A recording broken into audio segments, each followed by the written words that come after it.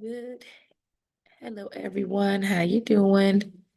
It is Alicia Hurt here, your servant leader with I See My Baby. And today we are having our entrepreneurship class, and we are on chapters 7 to 9.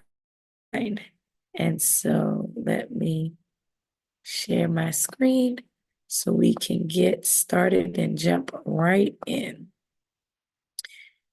Here we go. So if you are an aspiring business owner, if you already have a business, if you have a business that you're like, it's been a hobby, but I really want to level up and take it to the next phase, this is the class for you. And it's based on our book, I See My Baby, the Business. It comes with a workbook and also the actual book that takes you step by step in navigating entrepreneurship. And so if you have not taken the course, if you have not seen chapters 1 through 6, you can go to our YouTube channel and watch the replay under our playlist for our classes and webinar. Again, my name is Alicia Hurt. I am the executive director and founder for I See My Baby. We have a brick and mortar here in Bainbridge, Georgia, the Women's Wellness Center located at 310 South Scott Street in Bainbridge, Georgia. Let's try.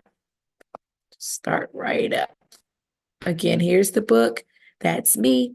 And here's the QR code if you are interested in having a hard copy of the book in your hand. So in chapter 7, we're talking about financial planning, the foundation of business success. So let's define what financial planning is. It is the process of setting goals, outlining steps, and allocating resources to achieve financial stability in your business. So you want to think of it as preparing your financial blueprint. Just like a blueprint of your home, how it tells you where everything is, maps out all the locations, it gives you the dimensions for each room. That is what your financial plan is. It also includes your budget. So a budget is a written estimate of your income, expenses over a period of time. Just like you would use it in your personal life, you need a budget for your business. And it helps you make sure that you're not spending more than you're earning. So how do you create a well-planned budget? Well, I will tell you. You want to list all your expenses. So your fixed expenses, which would be rent and insurance. And then you want to list out your variables, which means they can change and fluctuate, go up, go down. So your ingredients, if you're making a product or your marketing. You also want to estimate your monthly income. Roughly, how much would you make? So to be on the safe side, you want to stay a little lower, or you could go midway, but don't go to your max. Your max is a bonus. You want to say bare minimum, this is what I will make. So that way you have a basis of the income that comes in, and that'll include your sales, your online orders, your catering jobs, etc. And the reason why we're using these terms is because this book is based on Joy, and she's a baker. And so she's creating a baking business and scaling it up. So that's why you see these references. You want to also compare your income versus your expenses. Are you spending more than you're earning? And then you want to adjust it accordingly. You want to track everything and use tools like Excel, Google Sheets, or even accounting software like QuickBooks. You want to set financial goals. So an example would be to save for a new oven or to build capital for expanding and put a timeline on it. So maybe every month you put away $50 to $100 or more towards those goals. You want to also have an emergency fund. So similar to in your household, they say 3 to 6 months, and it's changed over time. They also say 6 to 9 months, but just having an emergency fund, having something set aside just in case something happens, the unexpected happens. Maybe you need new equipment, maybe you have to make repairs, maybe you had a drop in sales because of the season, or maybe there's a supply shortage. So a tip would be, again, the 3 to 6 months. If you can, that's great, 6 to 9 months, but at least 3 to 6 months of operating expensive in a savings. And you're asking again why it matters. Well, just like when you have things in your family, like medical bills or emergencies, a business needs a financial cushion just to stay afloat during hard times. All right, so we're going to give you some tools and some support for financial management.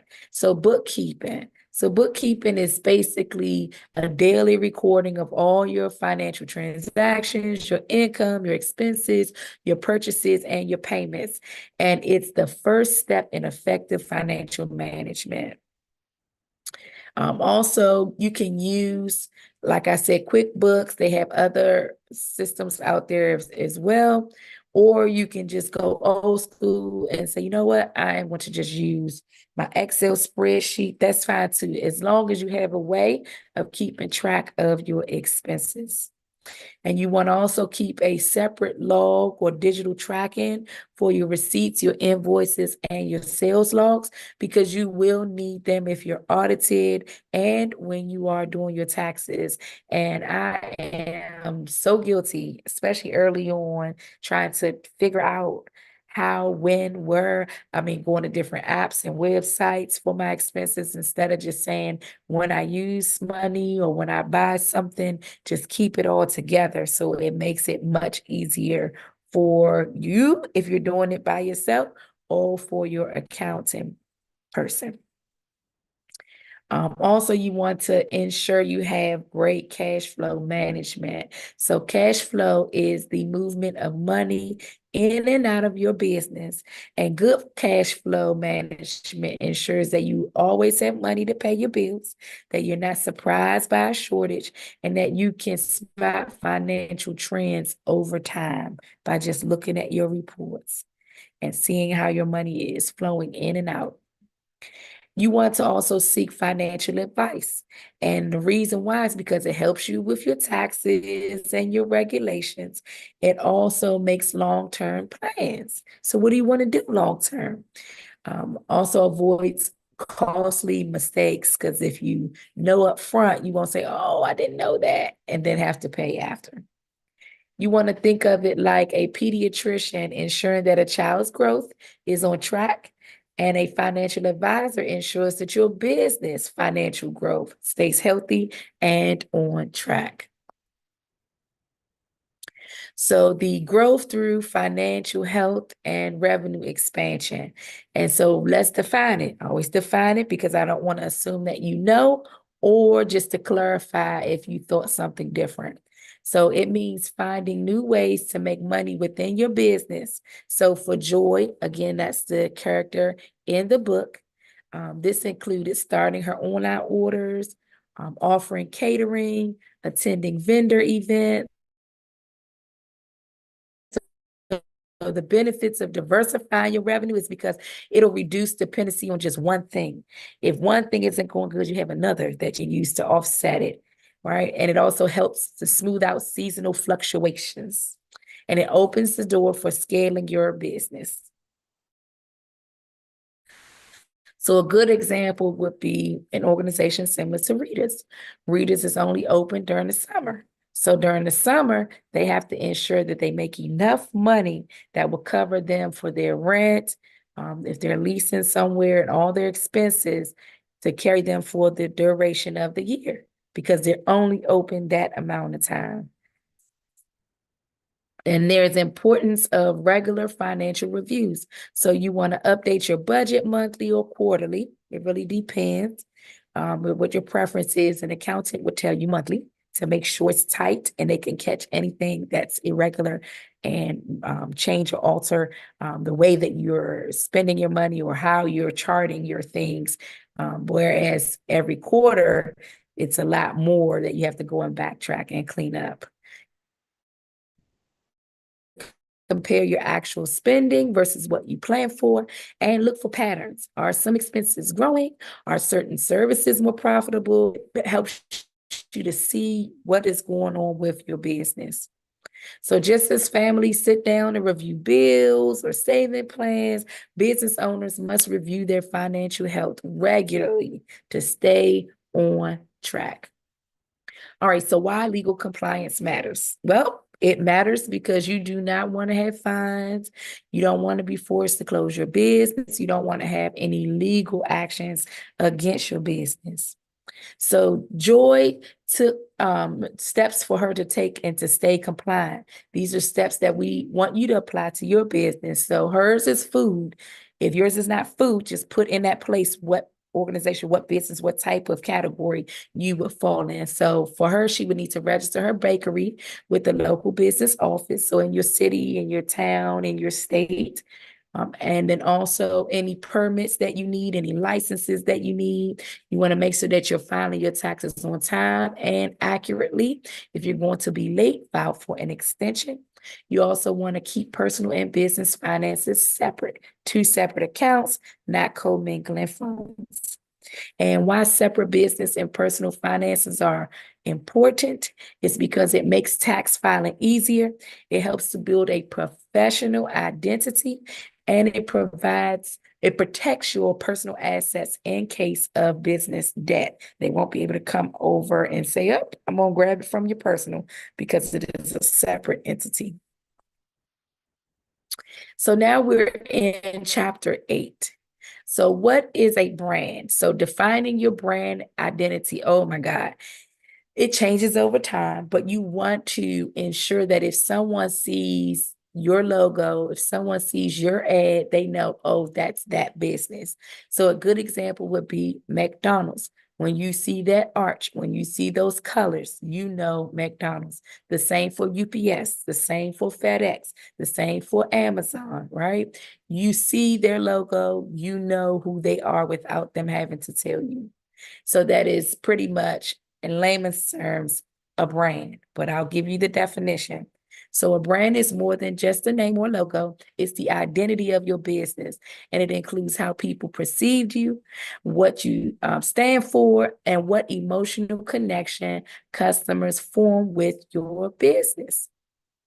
So here are some key elements. And again, we're using Joy as the reference. So the name of her business is Joyful Treats. So it's meaningful, it's memorable, and her purpose is to bring joy through baked goods. Very simple, straightforward, to the point. Her values are community happiness, community, and quality. And her targeted audience is families, event planners, and sweet treat lovers. Why it is important, again, why is it important? So just like naming a child reflects hope and dreams, and naming your business, it reflects its vision and its values.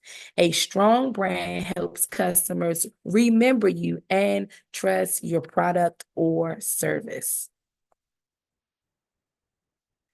You want to also create a visual identity and make your brand seen and felt. So your logo is the face of your brand. You put it on everything. That is your stamp of approval.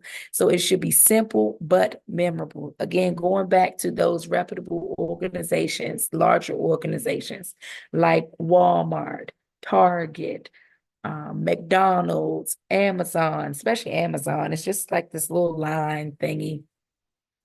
It is simple but memorable. And also it needs to align with your values. So if your values are fun, elegant, if it's natural, whatever it is, you want it to align. Also, your brand colors and fonts. I learned this a few years back, and it's like you can't have bold fonts and go to nudes and blushes. Like you have to have your set tones for your branding. So if you're bold, that everything needs to be bold. If you're neutral, everything needs to be neutral. And you can't flip-flop because you'll confuse your audience. You'll confuse your customer. So Joy, she chose warm, inviting colors and a playful font to convey happiness. And yes, you can convey happiness through your fonts. A tagline is a short phrase that captures your brand promise. So for Joy, hers is sweet moments, sweet memories. Whereas in I See My Baby, ours is you are not alone. And so no matter what it is, what we're doing, how we're supporting, you are not alone. We're here with you. You're not alone, with the capital letters for not, because that's the emphasis on it. So you want to think of it like a mission statement in a sentence. And think of it like this. Just like decorating a nursery to reflect your child's personality and comfort, visualize branding decorates your business with a consistent, welcoming message. Okay, so building your awareness is pretty much sharing your story. It is telling your story. So it is your brand's voice, and it's how you talk to your customers. So if your tone is warm, if it's fun, friendly, professional, right? Then you got to keep it that way. That is your, maybe you don't have it. Maybe your brand is more raunchy. I remember going to a restaurant, and it was a restaurant based on like saying like jokes, but it was like off jokes. And I was like, yeah, I don't want to go to that restaurant. But it was like and they gave you a disclaimer, like, you come to this restaurant, this is what it's about. And I was like, yeah, we're not going there. But that was my choice because I don't want to be associated with, like, my feelings get hurt. So I'm not trying to go nowhere that people will be jumping on me and carrying on. But your brand speaks to your audience. It's the voice of your organization. So you want to be careful and be mindful of that. Also, marketing tools. So for your social media posts, behind the scenes and product photos and testimonials, people love it because you want to take them on the journey with you. You want them to understand, hey, you're not just a customer, like, you're a part of the family. So we want to take you along for the ride. We want you to see how we make these products and how we take care of our clients, how we have pride in what we do. So you feel more comfortable as the end buyer, as the consumer. Also, community events. Joy wants to get her products out there and sell her baked goods. So thinking above and beyond just the regular vendor things, like, hey, go to bake sales, vendor fairs, school fundraisers. Eventbrite is a great way. And also on Facebook, if you go to Facebook events, you'll find things in your local area. You can search keywords and you can get your business out there. And some of these vendor events are free or minimal fees. Also, business collaborations, partnering with another organization. An example would be, we are having our monthly clinic, and we are doing it with Plan A Health Mobile Clinic. And in addition to that, I've reached out to other entrepreneurs to say, hey, would you like to have a vendor table? Would you like to bring your food truck or your services that you offer? And that will help all of us come together to support the community. So you may be just coming for that food truck, like, oh yeah, but they do checkups and physical. Okay, well, let me go here. And then, you know what, let me go inside and see what I see. I keep hearing about this center. What is it about? Right? So you have to really be strategic and wise. And a lot of times as small businesses, we don't have a lot, meaning we don't have a lot of resources. But if you pull together, it is unity. It is strength in unity. It is strength in numbers. And you can extend your reach and do more if you collaborate with the businesses. And I want to say, just to ensure that the business aligns with your vision, your mission, so that way there's no conflict. And then there's no regret or remorse, because it's like, ooh, you guys stand for this, but that is not something that is within our mission and vision. So you want to do your homework and your research before you do any collaborating. And why it works. Well, customers buy your story, not just your product, right? It's an emotion behind it. Also, why you share your journey, people feel connected to your brand and want to support it. So consistency and reputation. So you want to stay true to your brand. It is so easy to see what someone else is doing and then want to shift, right? So you want to regularly review your visuals, your voice, and your customer experience. You want to make sure that all materials, your social media, your packaging, your website, that look and sound like your brand. You want to also get your customer feedback. You want to say, hey, how do you feel? Like, is there anything that I should improve on our products, right? Because we value you. We value the community. We're serving you. And the biblical principle behind that is a good name is more desirable than great riches. To be esteemed is better than silver or gold. And that's in Proverbs 22:1. So your reputation, again, it matters. So building a brand based on trust, quality, and consistency can open more doors than even financial wealth. It is so true. Be faithful to your values and success will follow. You don't have to follow the trends. You don't have to say, oh, this isn't working today. Let me shift gears. No. And especially if God has inspired you, if he has given you something, giving you your business, giving you your product, you want to stay the course because he will ensure to increase you, but he has to see you being consistent and you have to be consistent. And your customers are watching. You just don't know, but they're watching. They may not like, they may not share, but they're watching. So you want to be consistent. All right, so we are now diving into chapter 9. And I want to say, like I say, with this whole series, we're going through this pretty quickly, but in the book, it's more meat and potatoes. You take your time, you use your workbook, and for each chapter, you need to spend at least a week or so in each chapter perfecting your work, perfecting what you're writing and implementing it, not just saying, oh, check mark, I'm done. Oh, check mark, I'm done, because you won't see the impact in your actual business. So for chapter 9, it says, what is marketing? So announcing your business to the world, that is marketing. Marketing is how you let people know about your business, your products, and your values. And it's like announcing the arrival of a new baby. You want people to get excited and feel connected. Why is it important? Well, you can have the best products, right? There's a whole lot of products out here. But if no one knows about it, then you won't grow. And marketing builds awareness, excitement, and trust. We just had a client, come in today, and she said, yeah, I saw you on social media. And we said, social media? Okay. And she started to see the monitor in the lobby. She said, yep, I saw that. Yep, I saw that. And she was so excited. And then behind the scenes, I was too. Because, you always like, well, are they seeing it? Do they know? And I was like, oh, they're seeing it. So it matters. Marketing truly matters, and consistency in your marketing. So for Joy, her first step will be to know her audience. So she needs to ask herself, like, who is my ideal customer? Who do I normally sell to?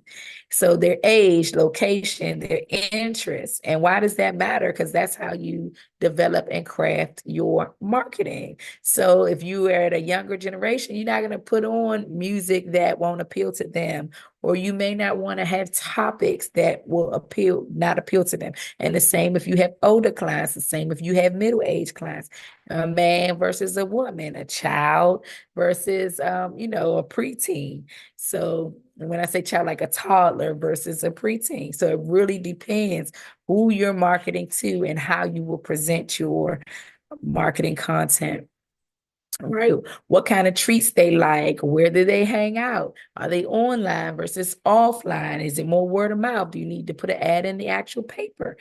Today, I actually saw, I was like, I haven't seen this in years, but someone actually was buying the paper, like putting a coin in the machine to get the paper. And I was just like, I have not seen that in years. So it sounds like, Alicia, you need to continue those ads that you do because people are actually holding on to tangible in your hand newspapers. It's not just electronic. So building your online presence, go where the people are.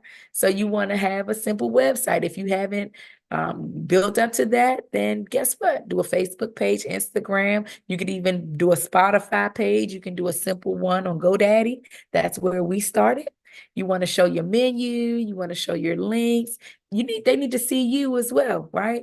And have an online ordering process so that it's automated and it's seamless. And it could be as simple as having a form that comes to you and then you email them, right? So you have to crawl before you walk. Crawl before you walk. Because you will get sucked dry with all these different systems and accounts. And I say free until you can do better. Until you can say, all right, I do have the budget for this to improve this part. But you got to first start somewhere.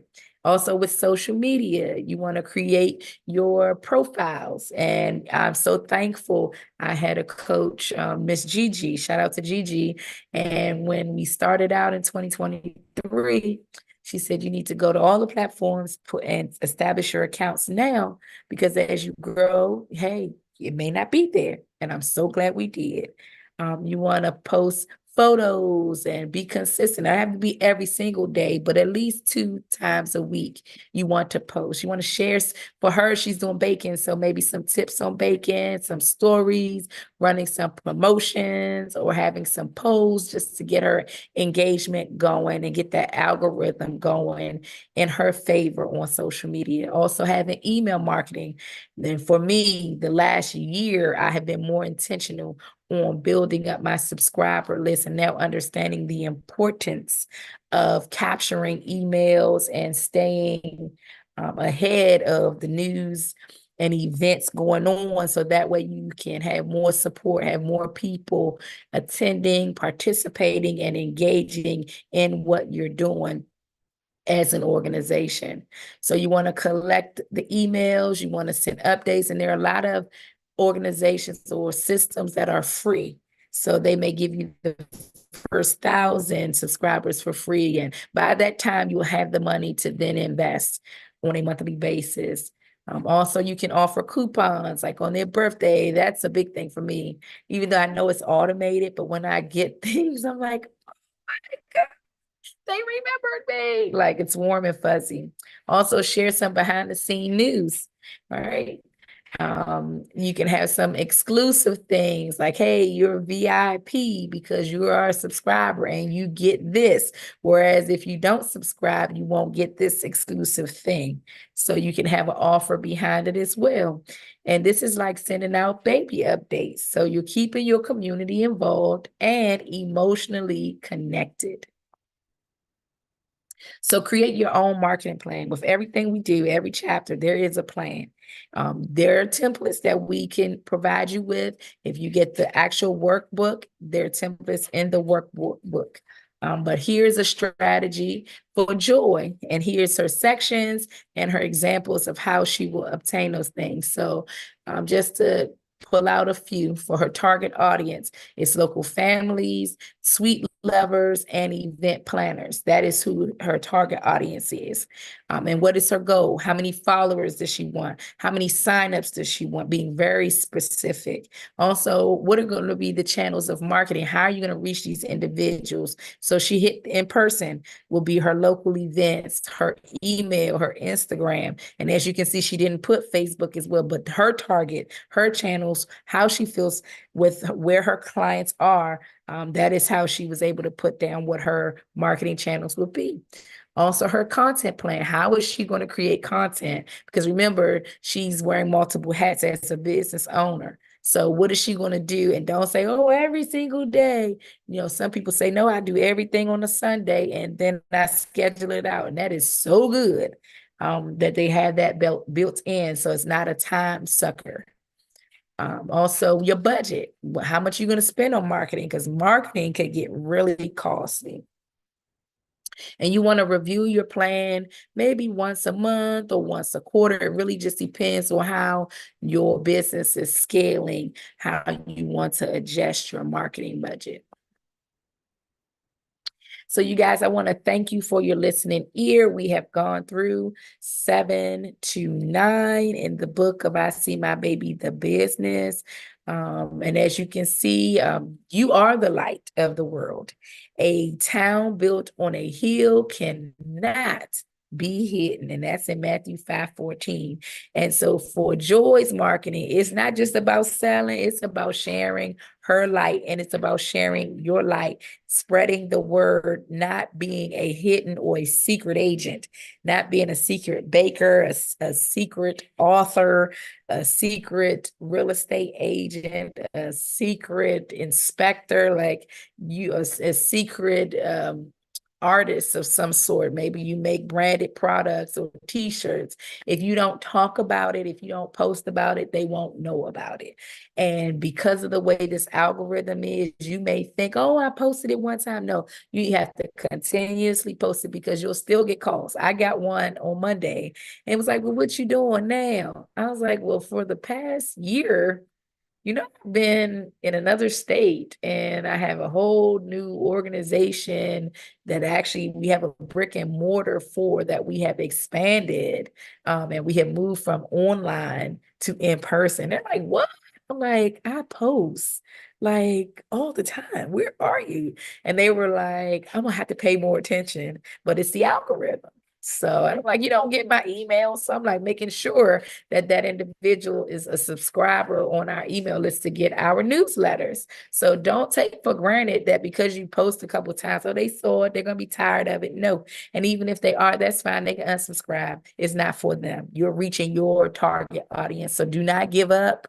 Do not give up. And as I've told you all before, I am a holistic life coach, and so I can support you one-on-one and help you along the way. We also have some courses and other resources. Again, the book that is available on Amazon that can walk you through. Because remember, we are here to stand beside you every step of the way because you are not alone. And as you can see on the screen, we have all of our courses, programs, and then resources that we provide at the Women's Wellness Center. So I want to thank you all for your listening ear and have